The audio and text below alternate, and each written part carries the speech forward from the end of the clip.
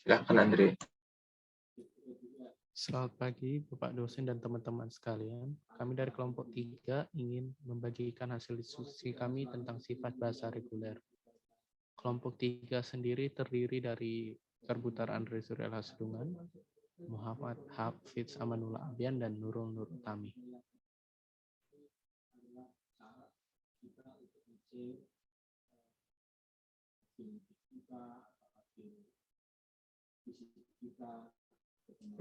Kita masuk ke pendahuluan.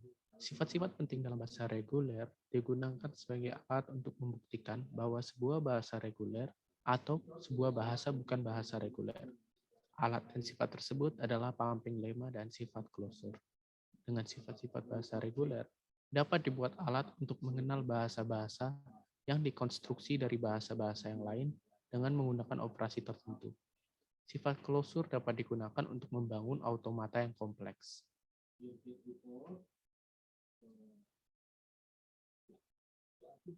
Membuktikan bahasa bukan reguler.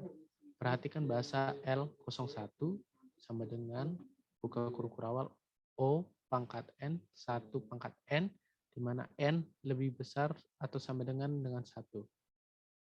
Bahasa ini mengandung semua string 01, 0011, 000111, dan seterusnya.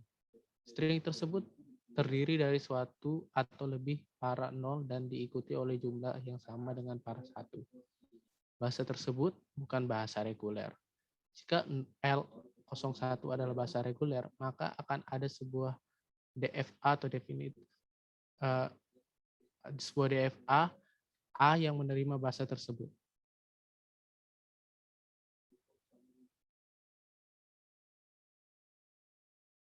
Pumping lemma untuk bahasa reguler. Jika diketahui L adalah bahasa reguler, maka terdapat sebuah konstanta N yang tergantung pada L, sedemikian sehingga untuk setiap string W di dalam L, sedemikian sehingga nilai mutlak W lebih besar sama dengan N. W dapat dipecah ke 3 string, sehingga W sama dengan X, Y, Z.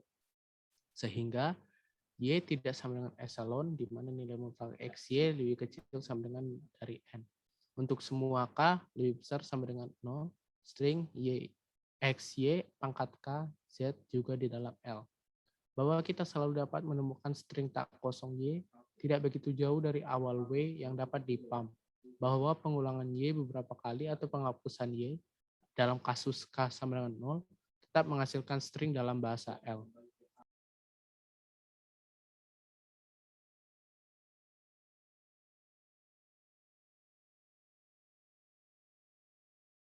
Selanjutnya saya serahkan ke rekan saya.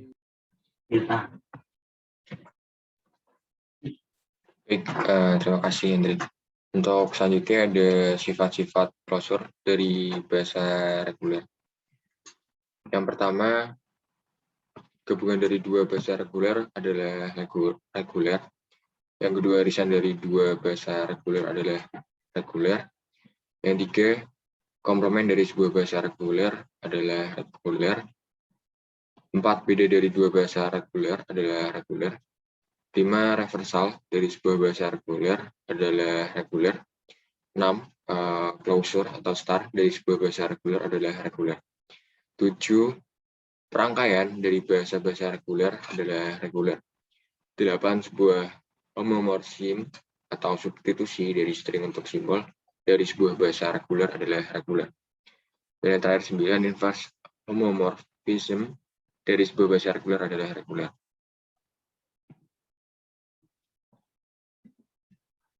Dan untuk closure pada gabungan atau union, jika L dan M adalah bahasa reguler, maka demikian halnya L union M. Karena L dan M adalah reguler, maka kedua bahasa tersebut memiliki ekspresi reguler. L sama dengan L, R, dan M sama dengan L, S. Maka L union M sama dengan L dalam kurung R plus S, dengan menggunakan definisi dari operator untuk ekspresi reguler.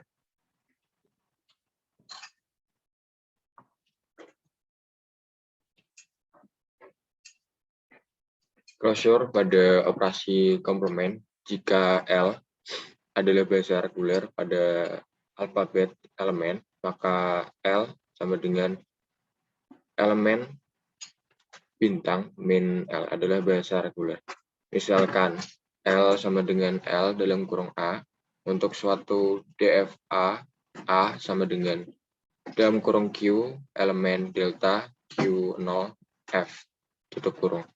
Maka L sama dengan L dalam kurung B, di mana B adalah DFA dalam kurung Q elemen delta Q0 Q strip F. Bahwa seperti A, hanya saja accepting state dari A, bukan accepting state dari B, dan sebaliknya. Maka W adalah dalam L dalam kurung B, jika dan hanya jika delta dalam kurung Q0, W adalah dalam Q strip F, yang muncul jika W tidak di dalam L dalam kurung A. Kemudian ada closure pada irisan. Jika L dan M adalah bahasa reguler, maka demikian juga dengan L irisan M. Operasi irisan dari dua bahasa dapat diperoleh dari operasi gabungan dan komplement.